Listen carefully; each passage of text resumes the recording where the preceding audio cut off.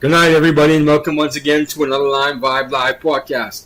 I'm your host, Yori Araman Kemp, here from the beautiful islands of the Bahamas. Thank you for joining me on another Friday evening. I think this is going to be our last show for the year. We're going to go into our vacation now, and we're going to take the rest of the month of December off. This is going to be our last live show until next year. Okay, so we're going to take the entire December off, and we're going to go into our Christmas season in a very good stead. We thank you for joining us this entire year with the Lime Vibe Live podcast. A lot has happened this year. A lot of things went down in my personal life, and a lot of things went down in the world. So I don't think we're going to do a recap. We're going to do a countdown. We're just going to end the show just kind of like this tonight. We're going to end it off with a few stories tonight. So if you have not done so, please like, share, and subscribe to our Facebook, YouTube, and Twitch page. That's Lime Vibe 77. That's Lime Vibe and the number 77 on Facebook, YouTube, and Twitch. And click that like button and that subscribe button.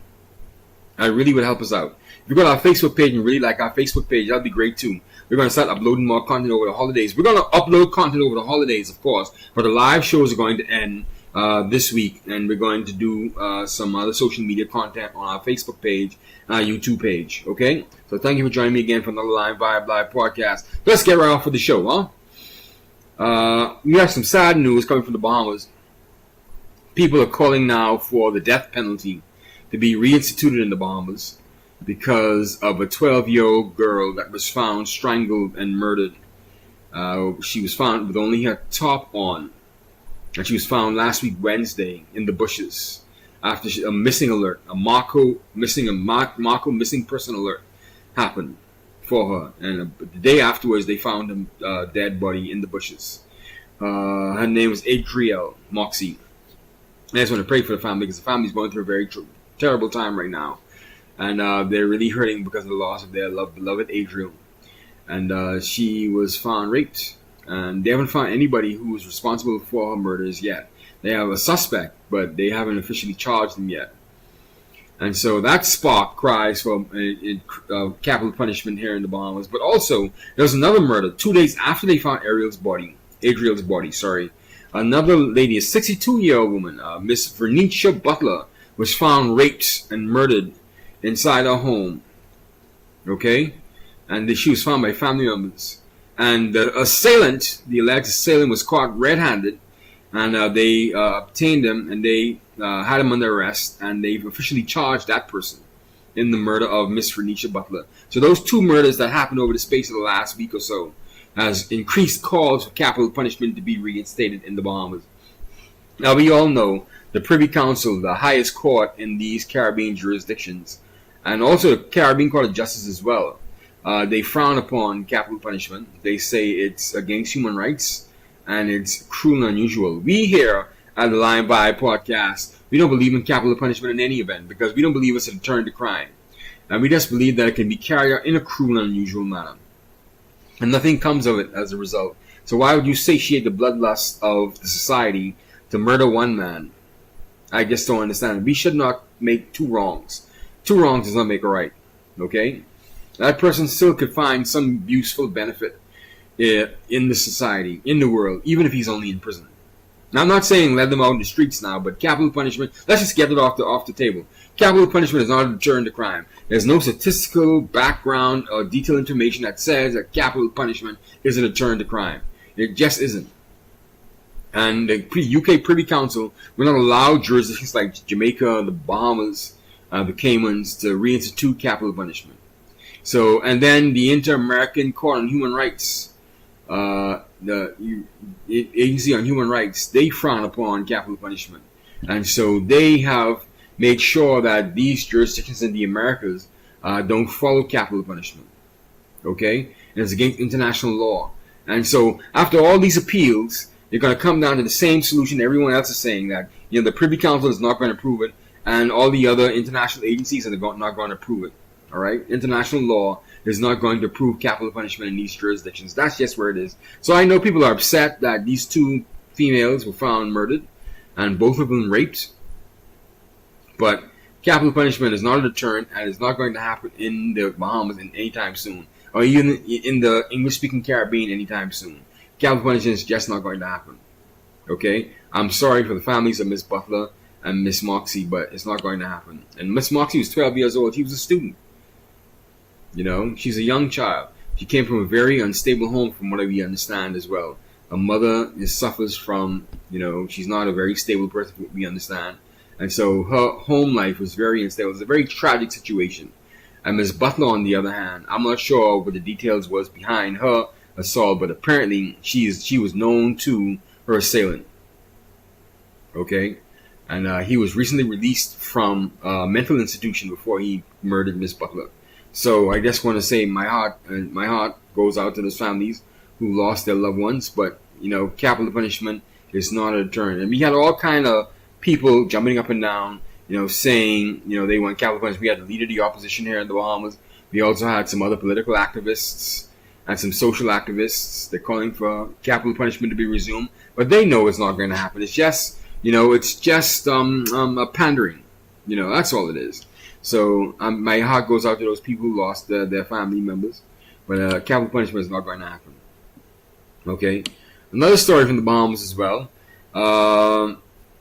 is that we have apparently gotten into this new debt for nature swap. I don't know if you guys have heard of this debt for nature swap, right? Where we swap out our debt and we get back money to go towards environmental and climate change related initiatives and efforts. So we signed this $300 million swap, where we borrowed money from Standard Chartered Bank to pay back some of our old debts, our old bonds. And we got a low interest payment with the Standard Chartered. And so we paid off the old bonds, and the balance that we're getting back, that we're saving, we're going to put it towards climate change and marine conservation. That's essentially what it is. Barbados signed a similar one about 2 years ago, a debt for nature swap. They got about $150 million. We are supposed to net about $124 million after we paid off the $300 million outstanding bonds with the euro market. And so we're the latest ones to get involved in this debt for nature swap. I think it's a good idea. I'm not going to knock it. Anything that puts money back into the Bahamas, into conservation efforts for our economy and our environment, that's good news to me. So I appreciate the fact that the Inter-American Development Bank decided to back this loan from Standard Chartered that we bought these bonds back with. So it's a whole menagerie of people that came together. The Inter-American Development Bank, Standard Chartered Bank, as well as the Nature Conservancy and other environmental activists. They came together to support this initiative, this debt for nature swap here, this marine conservation effort. So we're supposed to get $124 million back after we've paid off the old outstanding bonds. So yeah, that's a good deal for me. That's nearly half of the $300 billion right there. So yeah, that's good. Another story from the Bahamas. We've been in the news straight across the board. I don't know if you guys have heard this, but there was a high-ranking police officer that was arrested in Florida for suspicion of cocaine trafficking. Inspector Elvis Curtis. He was arrested along with a senior member of the Royal Bahamas Defense Force as well. Law enforcement officials, they were involved in a cocaine smuggling ring. And out of this, they have also said that a high-ranking politician could be paid off with $2 million to let drugs flow through the Bahamas into the United States. And so, that's caused a lot of tongues to start to wag in the Bahamas. The Deputy Prime Minister, Chester Cooper, came out and said that, it's not him. And our Minister for National Security, Wayne Monroe, said it's not him either. And our Prime Minister rightly got up in the House of Assembly and said that he's going to root out this corruption at the heart. And he's going to get to the bottom of this network of corruption and this drug smuggling. Say people have betrayed the Bahamas with this drug smuggling. And I agree with the Prime Minister. You've betrayed this country. You've put us in. You've besmirched our name. A high-ranking police officer. Can you believe that? He's in. Well, I could believe it because these things happen. These guys. They aren't necessarily super clean, all of them. And so he's been arrested, and he apparently is about to sing. He called a high-ranking senior politician's name. It's not in the indictment. The name of the politician is not in the indictment. It's just that the United States said that a senior high-ranking official in the Bahamas has been linked to this drug bust in Florida, saying that Mr. Curtis, Officer Curtis, who's been arrested, says that there's a senior high-ranking politician in the Bahamas who can be bribed with $2 million to allow drugs to flow through the country. And so that's where it is, man. And so that story's not going to die anytime soon. So we're just going to keep on monitoring that as well. So yeah, the United States has really been getting at some senior government officials in the Caribbean and Latin America again. They're not playing, man. They're not playing. That diplomatic immunity is out the window. That doesn't happen with drug trafficking, man. That's really not going to happen. So these guys are really in for a long haul of it, man. We wish them all the best. Once Uncle Sam gets you, once the American government gets you, the feds get you, that's a wrap, man. That's a wrap. And Wayne Monroe, the National Security Minister, who was Officer Curtis's boss, he's traveling at the moment, right? He had to call into a talk show yesterday to say that, he has no involvement with that drug case at all. That he's not the senior high-ranking official that is being named or is being alleged in this indictment, this Florida indictment. So that's where it is. We're going to continue to monitor this. We had some other reports coming out as well. We're going to switch gears to the larger Caribbean Latin American region. UNICEF released on their website that there's an unprecedented spike registered between the second quarters of 2023 and 2024 that points to a worsening protection crisis of children in Haiti. Apparently, children are joining these Haitian criminal gangs, and they're being recruited. They're killing off the adults in Haiti, and they are now, attracting children, minors, people under 15, to join these gangs, these violent armed gangs. And so UNICEF was rightly raised alarm about it.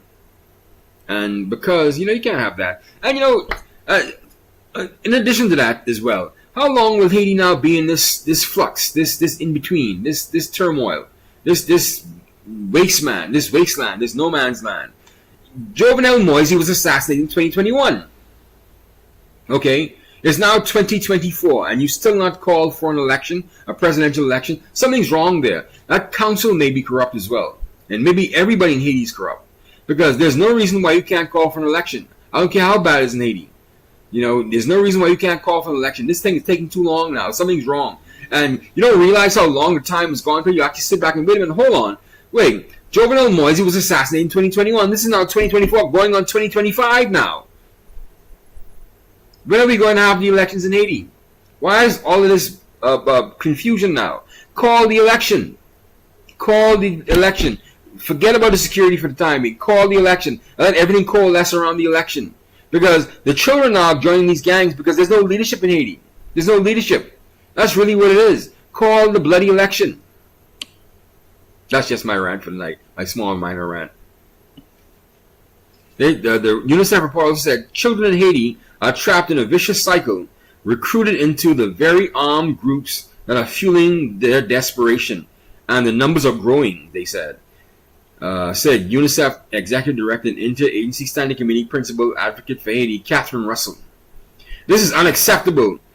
This unacceptable trend must be reversed by ensuring children's safety and welfare are prioritized by all parties. Yes, I agree. Call the elections, man. The children need to be involved in this. You're robbing them of their future, man. It's just a bloody mess that Haiti is, man. We have also have another regional story. The United Nations Office for Disaster Risk Reduction, the UNDRR, said in a recent report that the LAC, the Latin American Caribbean region, accounts for 53% of all of the world's economic losses as a result of natural disasters. And 6 of the 10 countries with the highest economic losses from disasters relative to GDP are in the region. 6 of the 10 countries with the highest economic losses are in the region. The report also said the Regional Assessment Report on Disaster Risk Reduction in Latin America and the Caribbean said the continuous increase in the type, number, impact, and recurrence of disasters and the risk preceding them has been the dominant trend for the past 20 years. Wow. As a result, the gap between losses and damages and the resources and capacities to address, reduce, and prevent them has widened, compromising development sustainability and significantly hindering the achievement of the Sustainable Development Goals, the SDGs, between 2015 and 2023. I don't know if you hear my dog out there barking. He's not my dog. I've adopted 2 puppies. No, I didn't really adopt them, but they came and they started hanging out around in my yard, and I kind of like take care of them now. So I call them my guardian angels, Richard and Roberta. I'll put a video up about them on the YouTube page later on. Yeah, they are my guardian angels now, Richard and Roberta. And they are 2 clowns, man. They play all day. Roberta is the mother and Richard is the son. And Richard is a ham. He always harassing his mother. They just popped up and wouldn't leave. They just showed up one day and I started feeding them. And now they're mine now. What can I say? Another story. The World Bank and their Country Climate Development Report for the OECS, the Organization of Eastern Caribbean States, said that the OECS countries face through multiple vulnerabilities, physical, social, and economic, and how they may deepen with climate change. Said that the OECS countries face multiple vulnerabilities, physical, social, and economic, and how they may deepen with the climate change. Okay, they facing a lot of challenges, vulnerabilities with regard to climate change. The OECS countries that are Dominica, Grenada, St. Lucia, and St. Vincent and the Grenadines are all highly exposed to natural hazards and climate change, which directly affect a large portion of land assets and population. Moreover, the high exposure to external macroeconomic shocks makes the management of natural disaster shocks even more difficult, the report said. Wow. That's not new news. Climate change is going to be the foregoing issue going for the next 10 years, I believe, until we really start to get serious about it and really cut these carbon emissions out. So, yeah, that's how it is, man. My dogs are going crazy. There's nobody out there. They're just making noise, they kind of like popped up, I took care of them. I take care of them now, I like them. I like them, man. Bertha has a cut on her arm, on her front leg. And so, yeah, I'm trying to, make sure I dress that, keep that clean for her, even though she can clean herself with her tongue. But I'll pop a video up on our YouTube page about Roberta and Richard doing the most crazy nonsense. They play all night. Our last story for the night is our entertainment story. Sean P. Diddy Combs is being denied bail for a 3rd time. So apparently he's going to stay in jail until next year May when his trial comes around. So they've denied Diddy bail. No bail for Diddy. So we have an ABC report that we're going to play for you right now that detailed his denial of bail. So let's play the report right now. I'm Candy Whitworth here in Los Angeles, and we have breaking news right now on ABC News Live. A judge has denied bail for Sean Diddy Combs. Of course, this was the hip-hop mogul's latest bid for freedom as he remains in federal jail for his racketeering and sex trafficking case. The producer and rapper has pleaded not guilty to racketeering, conspiracy, sex trafficking, and prostitution charges. Combs was previously denied bail back in September as well. For more on this, I'm going to bring in ABC News legal contributor Shauna Lloyd, who's joining us on the phone, as well as ABC News contributor and SiriusXM radio host Mike Muse for more on this. So I'm glad to have you both here with us. So first of all, Shauna, let's jump here to you because I'm curious at all if you're surprised by this ruling from the judge here again to deny bail to Sean Diddy Combs. No, I'm not surprised by the ruling because, as she cited in her order, there are very serious allegations about the danger that he potentially poses to other witnesses and the public at large. There are allegations that he has, been violent with others. He's also attempted to allegedly intimidate other witnesses and still contact witnesses while incarcerated, despite having an order that says he's not supposed to. So under these types of conditions, we usually find that the judge will not grant bail in order to preserve the judicial system and the witnesses and ensure that testimony, people feel comfortable being able to come to court and testify without being threatened with violence. And that's part of exactly what the judge is saying, that no condition or combination of conditions will reasonably assure the safety of the community. I mean, Mike Muse, that is quite a statement here when someone is trying to get out on bail, noting that his defense lawyer said, let him out on bail, he would be in his 3-bedroom apartment right in New York, and that he would be monitored at all times, and the judge just not buying it. Not buying it at all, Kana. And safety can mean a couple different things. Safety just doesn't mean free from harm of violence. Safety can also, too, means emotional and mental dynamics that could occur by Sean Combs reaching out to potential witness to get them to possibly change their testimony, to feel threatened that if they were to come forward and to testify against him, associates on the outside may be able to get in contact with them, really making them feel unsafe to go before the court, go before jury, go before the witness stand and to testify. What we're also too seeing is the judge brought in evidence from a text that Cassie sent to Diddy after the elevator incident, where Cassie said, quote, you are sick to think that it was okay to do what you did to me, really feeding into what the judge is concerned about in terms of physical safety. So we highlighted mental and emotional safety as well as physical safety that the judge has cited as a reason needing to keep to deny Sean Combs bail. Right, and of course that violent incident with Cassie is certainly the crux of this case, and we know that his lawyers have pushed back on that video a lot. His lawyer at one point said that in fact is evidence of a relationship deteriorating when it is viewed clearly very differently by the judge here in this case. But also, Shauna, I'm curious as to your thoughts here on these allegations, right, of witness tampering. We've heard these allegations that he was, using other inmates' phone accounts to try to make phone calls in a way to make it so that they wouldn't be monitored, and there's also this concern that he might be trying to influence the jury pool via social media even while he's behind bars. Absolutely, and I'm sure the judge really looked into that because although we know that these are allegations, there's been no evidentiary hearing as to whether or not these actually rise to the level of obstruction.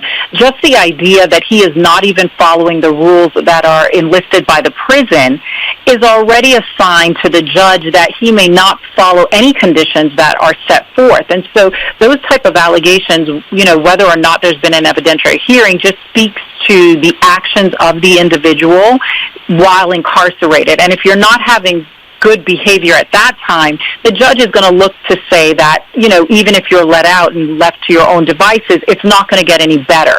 So that has not played in his favor at all. And Mike, if you can sort of read us in here on what this also says about the larger team around Sean Diddy Combs, noting here that the judge writes the sufficiency of any condition that would place trust in Combs and individuals in his employment, like a private security detail, to follow these conditions. I mean, they're really questioning everyone around him as well. They are. And Kana, just listen to you and Shauna talk, I really began to think about not only his associates and who's on his payroll, but also Kana, his family. Sean Combs has a very strong immediate family with his children who also do hold a level of social currency and culture, and who also, too, are really influential on social media. I'm thinking about Kana recently. We saw that was posted on Instagram where the children were gathered around a table and was able to communicate with Sean Combs behind bars to wish him a happy birthday. And you can hear Sean Combs on the speakerphone. They're talking about the love they have for the father. The father is talking about the love that they have for them. So really signaling to any potential witnesses that his children are a tight unit, has great social media currency. Also, too, his sons are actually involved in the music industry, to which before he was arrested, his son made a rap song really questioning the federal government, really questioning potential for witnesses to go forward against his father. So when you tie all those things together, you look at the social media dynamic, the social currency, the ability to use music to possibly influence and cause distress to amongst witnesses. That is all part of the safety to which the judge is talking about. And noting here, this is the fourth judge to deny Combs bail. So again, this has been an ongoing case. He has denied these allegations, and we will continue to cover this here at ABC News Live. Shauna and Mike, our thanks to both of you. Yeah, so there you have it. Diddy Combs. P. Diddy Combs, he's going to stay in jail until next year, May. And, everyone saw it coming. They're not going to let him out. He's done too much. And that video with him assaulting Cassie, that's etched in everyone's minds, right? They're not going to let Diddy out to do anything. And there's so many other people that, he's apparently assaulted. Or who is alleged that he has assaulted. So there's a lot of people he could reach out and touch. And so I don't blame them for keeping it in. They may be keeping it for his own safety as well too, Because obviously now he's in a pickle. He's probably going to spend time. The feds have got him, man. They're not going to let him out. That's sad. But that's what it is. And, some of these things I heard about Diddy was sickening, man. It involved children as well. These freak-offs. What he was doing to Cassie, that was sexual abuse, man. These freak-offs having to sleep with these strange men.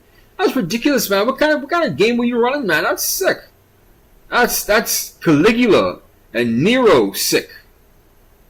That is Roman Emperor sick. Depravity, the level of depravity, man. Sick, you were on the top of the world, man. You need to be clipped. You need to be clipped, Diddy. That was sickening. God was not pleased with that at all. Then these people, they're so weak. They kept on hanging around Diddy because they wanted something from him. Let's not let that escape out of anyone's mind. They wanted something from Diddy, so they endured that. They were whores. They were greedy for money and influence and the power that Diddy could grant them, and they got what they got. They got used and abused. But there's no excuse for Diddy doing that, but that's what they got. So let's start back from the top of our show, please. We talked about the capital punishment situation in the Bahamas, how people want the resumption of capital punishment after the death of two women, 12-year-old Adriel Moxie and 62-year-old Venetia Butler. Both were raped and assaulted and murdered. Adriel was found in the bushes, and Miss Butler was found in her home. And everyone's saying that we should resume capital punishment based off of those two murders. And I'm saying that capital punishment won't happen again in the Bahamas once the Privy Council has to say about it.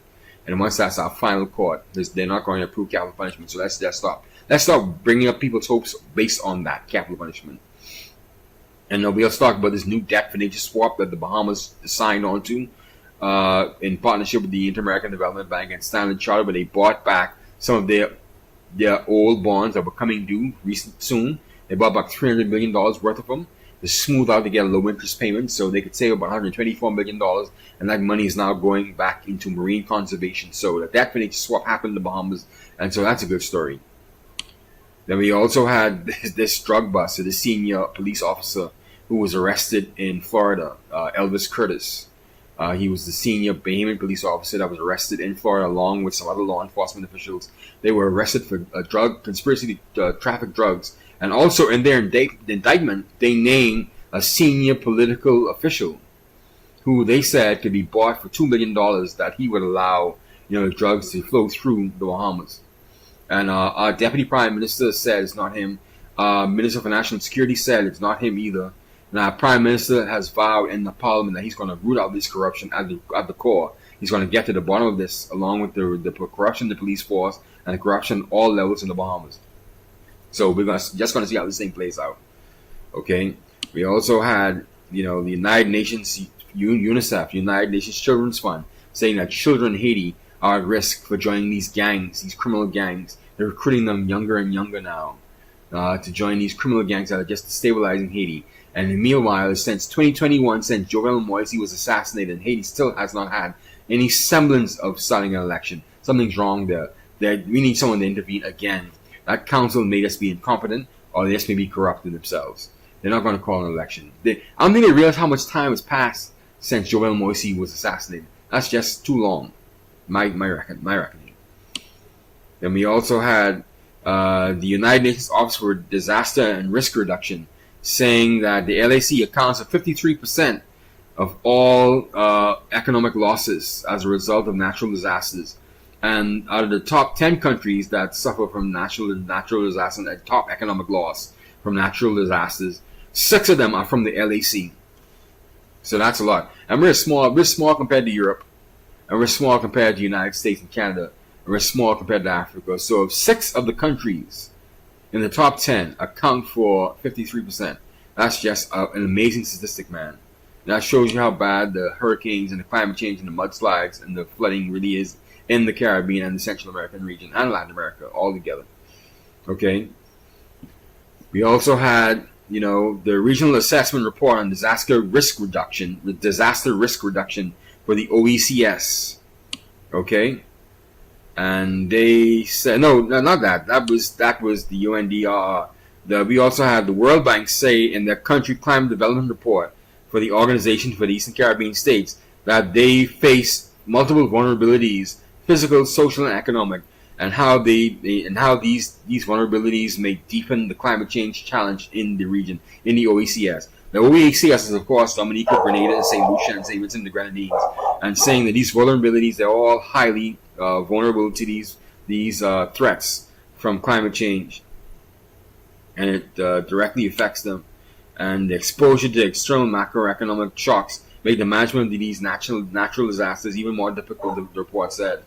Okay, and then we had a last story. Diddy's denied bail again. He's going to stay in jail. Diddy's going to stay in jail until next year, May. I think you should just quit the appeal. Just relax yourself, Diddy. Sit down, take the bid, and then see how it plays out afterwards. Otherwise than that, that's our show for tonight. Like I say, ladies and gentlemen, thank you for joining me again for another Line Vibe Live podcast. We're going to end the show tonight for the rest of the year. We're not going to do a live show again until next year, May, God willing. And so we're going to update our social media pages, though. So, yes, just be on the lookout for us and keep with us. We're going to upgrade our systems as well. We just got an investment. And so we're going to, start doing more of these sit-down interviews, the Line Vibe Live conversations. So look out for that. So if you have not done so, please like, share, and subscribe to our Facebook, YouTube, and Twitch page. That's Line Vibe 77. That's Line Vibe and the number 77 at Facebook, YouTube, and Twitch. This is Yori Kemp again for the Line Vibe Live podcast. See you next year. And Merry Christmas and Happy New Year, ladies and gentlemen. Let's rock out of here.